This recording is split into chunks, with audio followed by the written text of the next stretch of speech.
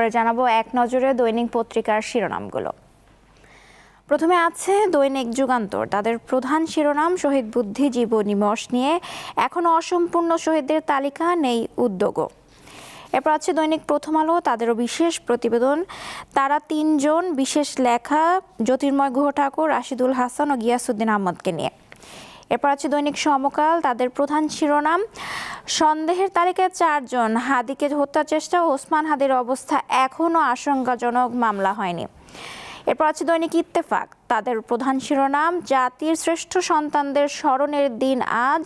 এছাড়াও তাদের আরেকটি শিরোনাম, আতঙ্কে সম্ভাব্য প্রার্থীরা, আইন শৃঙ্খলা পরিস্থিতির প্রশ্ন তুলে নিজেদের নিরাপত্তা নিয়ে উদ্বেগ প্রকাশ বিভিন্ন দলের নেতাদের।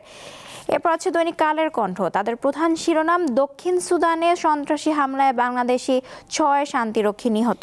এছাড়াও তাদের আরেকটি শিরোনাম, 507 জনে থেমে আছে তালিকার কাজ।